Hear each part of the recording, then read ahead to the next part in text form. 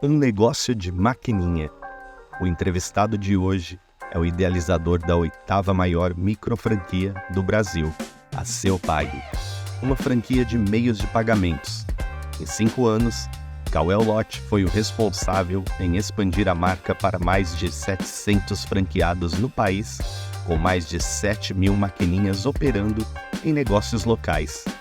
Os aprendizados para esse crescimento acelerado você acompanha agora.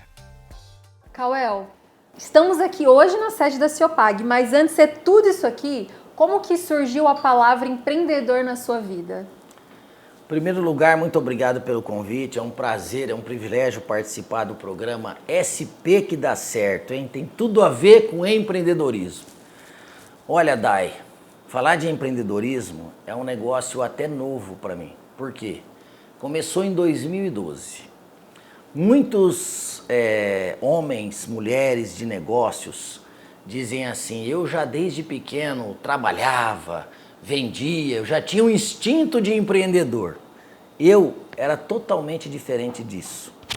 Então eu tinha um sonho de ter uma carreira corporativa, investi muito tempo, trabalhei duro, trabalhei em todo o interior do estado de São Paulo, fui transferido para Curitiba, fiquei 2 anos, depois fiquei 8 anos em São Paulo, numa grande companhia, com uma equipe gigante, uma equipe de alta performance, onde eu tinha mais de 100 pessoas diretas, 4 gestores, 10 supervisores, uma equipe administrativa de back-office e mais de 1.700 pessoas indiretas.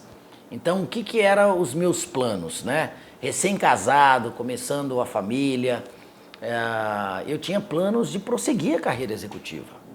Esse era meu sonho, isso era o que me vislumbrava, que brilhava meus olhos, né? Chegava muito cedo, aquela rotina da paulistana, né?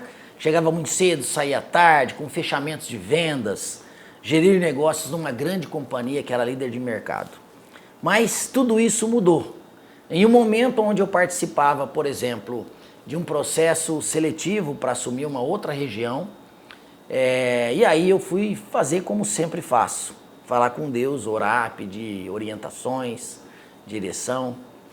E para minha surpresa, naquele momento, a gente tem que falar com Deus, mas tem que ouvir Ele falar conosco. E a resposta dele não foi assim, exatamente aquilo que eu imaginava, né? Ele me trouxe uma mensagem que as coisas iriam mudar, que ia me tirar daquele lugar com mão forte. E eu me lembro como se fosse hoje, porque eu saí do momento de oração, do lado da minha esposa, ela olhou para mim, ela viu que o meu rosto, né, minha expressão já dizia o meu descontentamento, mas para misericórdia de Deus, aquele dia foi uma mudança. Passaram-se alguns meses, a empresa ao qual eu trabalhava fez uma fusão, 2 grupos sócios, uma multinacional, e aí o sócio comprou a outra parte, e nesse momento chegou a hora de eu sair da empresa, e eu saí da empresa.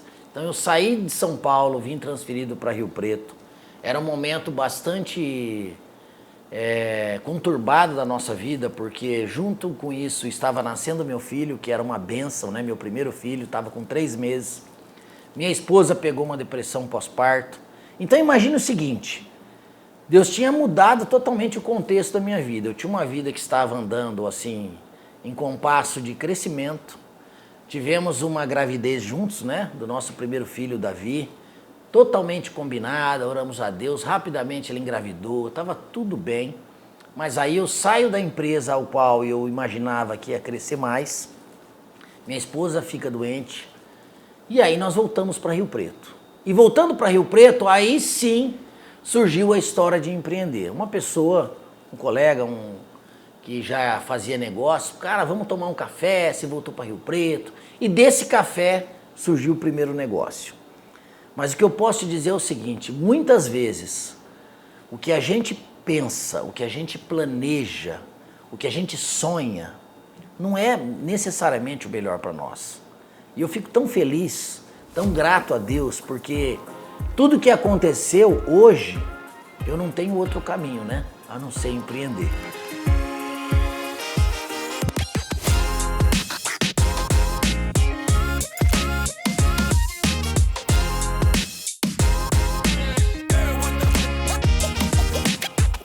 precisava dar esse contexto para você imaginar o seguinte, olha, as pessoas que estão ouvindo, vendo esse programa, às vezes elas falam assim, eu tenho um sonho.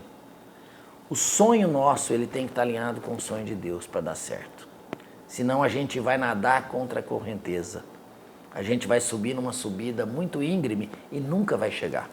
Então é fundamental que a gente esteja alinhado aos sonhos de Deus. E aí, então, você me contextualizou que foi nesse café. Até então, você não esperava, não queria empreender. Qual foi? Como que foi, então, esse seu início como empreendedor? Imagine um empreendedor conservador, né? Então, o que eu fazia pensando no meu futuro, no meu plano B como um executivo de carreira? Eu comecei a comprar imóveis comerciais em locais estratégicos e construir galerias. Por quê? A minha cultura, a cultura da minha família é o conservador. Arriscar menos, mitigar riscos. Então eu já estava nesse processo. E aí construindo outras galerias, surgiu essa oportunidade e aí eu comecei a empreender. E logo no começo do meu empreendimento, como eu tinha uma ótima relação com pessoas ao qual eu já fazia negócios, nessa companhia que eu trabalhei por 10 anos, eu trouxe muita gente para comprar o nosso negócio, porque começamos como uma franqueadora. Então o primeiro ano foi um sucesso, vendemos mais de 150 franquias e tudo começou assim, algo que não era planejado, mas que Deus colocou depois no nosso caminho, no nosso coração. E hoje a gente está aí com mais de 5 marcas formatadas, mais de 1.500 unidades franqueadas vendidas em todas as marcas ao qual eu passei e mais de R$1 bilhão em movimentações, em transações, principalmente no negócio que é o nosso negócio principal, que são meios de pagamentos. E até entrando, explica pra gente hoje o que é, então, a Ciopag. A Ciopag é uma franqueadora de meios de pagamentos. O que a gente chama que é uma franquia 4 em 1. Por quê? O nosso produto principal são as tradicionais maquininhas, mas nós temos telemedicina, que é uma inovação no segmento, nós temos televeterinária e nós temos também toda uma estrutura de suporte. Então hoje na Ciopag nós temos de um lado mais de 700 franquias, são 707 franquias espalhadas em todo o Brasil, nós somos a 8ª maior micro franquia no ranking da ABF. Ganhamos nesse ano de 2024 o maior prêmio que uma franqueadora pode ganhar. Existe o prêmio das franquias 5 estrelas, nós ganhamos. Mas nós ganhamos a melhor nota de satisfação da nossa rede. Qual o motivo de uma franqueadora existir? Trabalhar bem com a sua rede de franqueados. E foi feita essa pesquisa, pela Serasa Experian e nós ganhamos esse prêmio, motivo que muito orgulha o time a qual eu tenho. Nós estávamos aí com um time, praticamente dobramos de tamanho no ano de 2024. Então, em mesmo um contexto onde você vê um Brasil com indicadores econômicos complicados, a gente cresce acima de 2 dígitos todos os meses.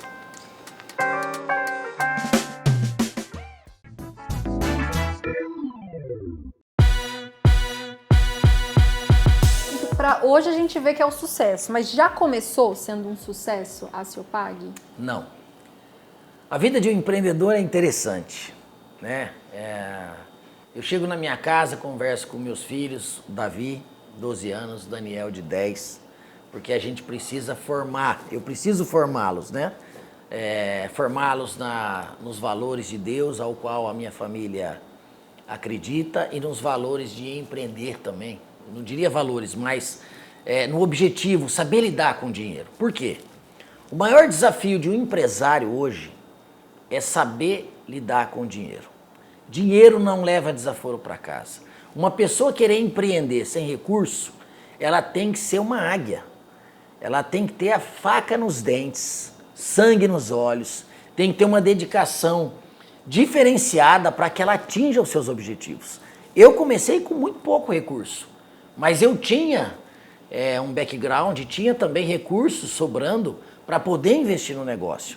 Mas como eu te disse, como uma pessoa de perfil conservador, então sempre colocando pouco dinheiro, avaliando os resultados, entendendo medindo os resultados da empresa para fazer novos investimentos. Então, o que eu diria é o seguinte, as pessoas desejam empreender, e por que que a grande maioria, 70%, 80%, ficam pelo caminho? Falta de know-how, falta de experiência, acreditar em sonhos, que eu posso dizer que muitas vezes são até pensamentos infantis para o empreendedor. O mundo empresarial, Dai, é a savana africana. O leão, quando ele fica mais fraco, o leão mais forte vai lá, mata ele, mata os filhotes e fica com as leoas. É duro pensar dessa forma, mas é a grande realidade. Não adianta dizer que o mundo vai ser tranquilo, ter uma visão romântica. As coisas não são assim nos negócios. Nós temos, os concorrentes nossos são quem? Os maiores bancos do Brasil. São concorrentes de um lado e parceiros de outro. Então sempre existe espaço para o novo negócio. Agora, o que o empreendedor precisa fazer? Se você vende algo que outros já vendem, como é que funciona o seu atendimento? Você tem um atendimento que surpreende, que encanta? O seu time trata bem os seus clientes? Como é que você faz? O seu produto é diferenciado? Você precisa se diferenciar. Se você tiver esses componentes de dedicação, diferenciação, custo atrativo, você não precisa ter o menor preço, mas você precisa ter um bom custo-benefício. O cliente está disposto a pagar mais se você entrega mais. O cliente está disposto a pagar mais se você entrega valor agregado, um bom atendimento, segurança, atendimento presencial. Nós vivemos num mundo totalmente digital, né? Mas muitas pessoas ainda gostam do olho no olho, do aperto de mão, da confiança, de credibilidade. Então é isso que a gente vende. E para você, todo empreendedor tem que ser um bom vendedor? Com toda certeza, com toda certeza. Hoje a gente vai pensar o seguinte, eu vou te dar um exemplo. Existe uma área, a área médica, que é proibido fazer marketing.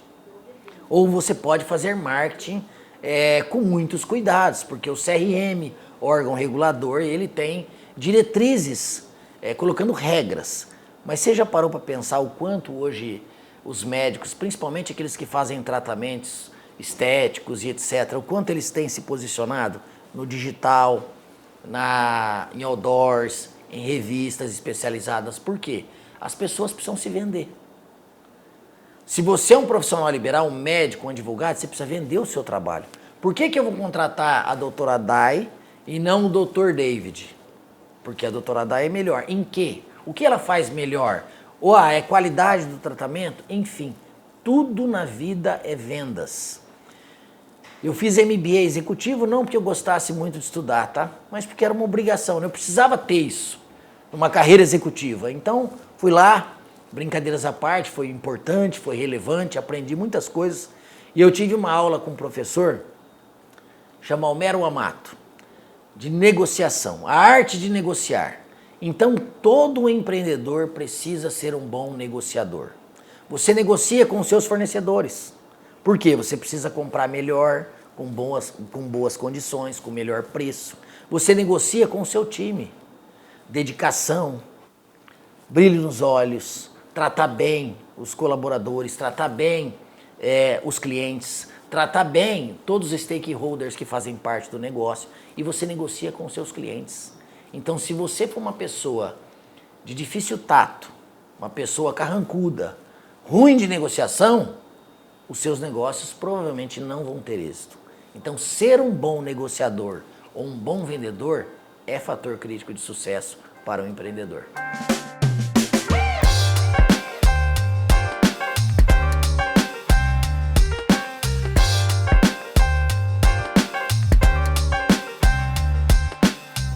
Você falou de cursos. No dia a dia de uma pessoa, como que ela pode desenvolver essas habilidades de negociação? Olha, eu tive uma escola sensacional, né? Eu costumo dizer hoje que a geração, que as pessoas falam geração Nutella, né? A geração raiz de vendedores, eu trabalhei 5 anos na Xerox do Brasil. Que assim, hoje o que eles chamam de assédio moral, na Xerox era pressão. Metas, resultados, aquele que é melhor ganha prêmios, meritocracia, um negócio muito forte. Depois fiquei mais 10 anos em telecomunicações, que também é uma grande escola. Então o que eu quero dizer? Isso vai muito das pessoas. Em cada grupo de colaboradores, de 10, existe um Pareto. 2 ou 20%, ou no máximo 3 ou 30%, são aquelas pessoas que tocam o bumbo. São aqueles que estão acima da média, que têm resultados espetaculares, que são referência para o time, que são provavelmente pessoas que quando chegam na empresa, eles chamam a atenção, até pelo seu estado, motivação, dedicação. Muitas vezes são aqueles que chegam primeiro, que saem em último lugar, mas têm ótimos resultados. 40% fica ali no meio, tá ali, tá resolvendo se realmente esse é o negócio que quer fazer, ou se quer partir para um outro negócio. Alguns estão brigando na luta para subir a média dos seus resultados, do seu desempenho, para chegar nos 20, 30% melhores, e um pouquinho está caindo. E 30% ali embaixo, ou 20%, são pessoas de baixa performance. Provavelmente pode ser pessoas que estão enfrentando dificuldades na sua vida pessoal, situações que prejudicam, ou pode ser pessoas que ainda não decidiram mudar de vida. Porque a mudança, Dai, a pessoa tem que decidir. Sabe a única pessoa que eu posso mudar? Eu e meus filhos. Sabe, eu não consigo mudar as pessoas, por mais que eu deseje. Mas eu trabalho arduamente para que cada colaborador, cada pessoa que trabalhe comigo, entenda que ela fazer esse trabalho diferenciado vai mudar a vida dela. Ela vai ganhar mais, ela vai ter uma carreira melhor, mais brilhante, ela pode ter o seu próprio negócio. Porque aquela pessoa que é bem-sucedida como colaborador, nem sempre vai ser bem-sucedida como empreendedor. Porque o colaborador, às vezes, ele cuida de uma única coisa, um único propósito. Ela faz aquilo que está na mão dela. O empreendedor, ele tem que ser diferente. E eu sempre fui um vendedor. Eu falo que o primeiro vendedor da Ceopag fui eu. E eu sou o vendedor que vende com entusiasmo, mas hoje eu sou um cara da área financeira. Eu preciso entender como é que está o caixa da empresa, eu preciso entender como é que a empresa está, a capacidade de investimentos. Porque não adianta você imaginar que você vai ter um negócio se você não tiver dinheiro para pagar as contas. Então, diferente do profissional CLT que começa o mês já fazendo conta que no 5º dia útil ele vai receber o seu contra-cheque, vale refeição, alimentação e todos os benefícios, o empreendedor termina o mês e sabe que até o dia 10 tem um bloquinho de boletos para pagar e tem que ser pagos. Colaboradores, investimentos e uma série de coisas.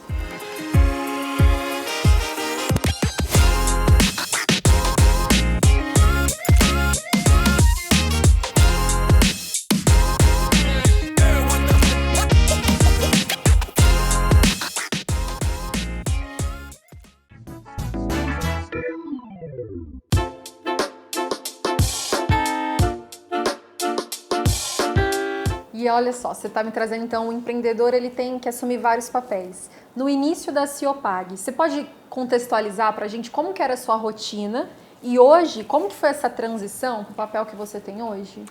Vamos imaginar o seguinte, a Ceopag hoje tem mais de 50 colaboradores, mais de 700 franqueados, mais de 100 parceiros white labels.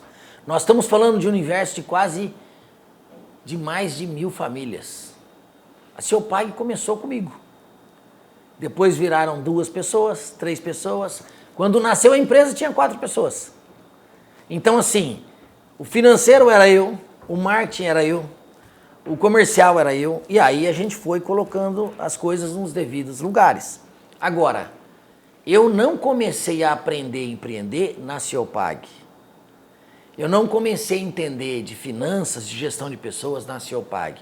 Eu tive toda uma história executiva, experiência, vivendo em grandes companhias, tendo outros negócios. Antes da Ceopag, eu fui um dos fundadores da Accio, que foi uma rede com mais de 1.500 franquias que atuava num segmento similar, hoje é um adquirente. Então existe toda uma história para a gente fazer. E uma das coisas que eu sempre digo é o seguinte, eu tenho sócios na minha operação, eu não sou dono sozinho. Uma das coisas também que eu não queria empreender e muito menos ter sócios. Mas eu aprendi através de uma direção divina, que o caminho para mim seria, para eu mudar de vida, seria empreender. E aprendi também que eu divido para multiplicar. Então eu tenho vários sócios hoje. Eu tenho na empresa Seu Pague sócios, tenho em outros negócios sócios também. E por quê? Porque a gente une competências, une esforços, cada um faz o seu papel e as coisas funcionam bem. Legal, você falando dessa parte de sociedade, Cauel.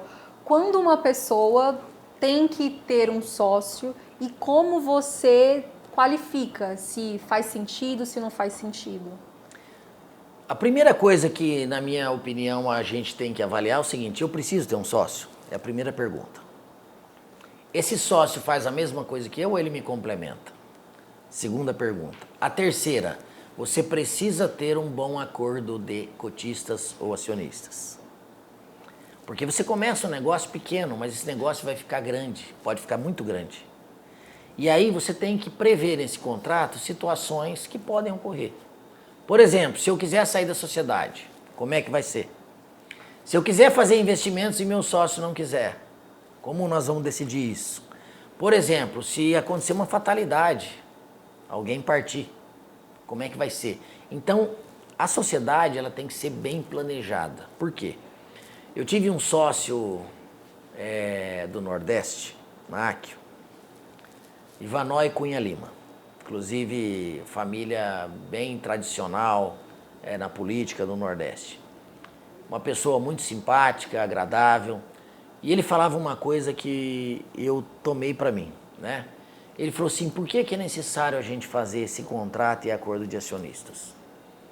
Porque é o seguinte, a gente pode esquecer o que a gente combinou hoje, algum detalhe.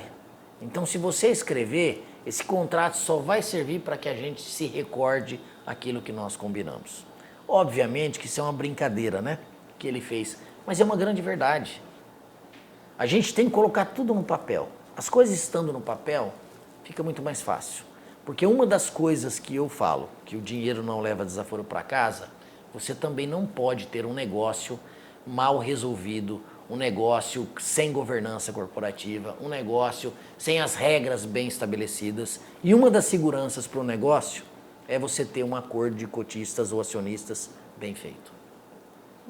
Então, você primeiro pôr no papel, acho que essa seria aí o primeiro aprendizado dessa parte. Além disso, então, quando você falou que, será que funciona, eu preciso ter um sócio, como a pessoa vai conseguir fazer essa medição? Precisa? É por necessidade de agregar o seu serviço a um outro para manter seu cliente? Como que você tomou essa decisão com a Ciopag? Eu tenho dois tipos de sócios. Sócios investidores, que só entram com dinheiro.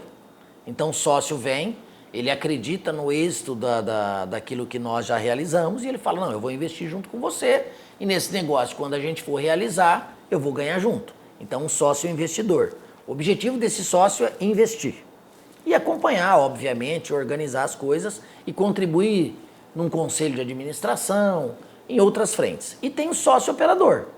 Eu tenho outros sócios também que me ajudam a tocar outras frentes de negócios. Então, na Ciopag, eu tenho um sócio que toca a área comercial, que é o Fontoura. Eu tenho um outro sócio que toca uma outra área operacional. Enfim, então você tem sócios fazendo papéis distintos e cada um no seu papel.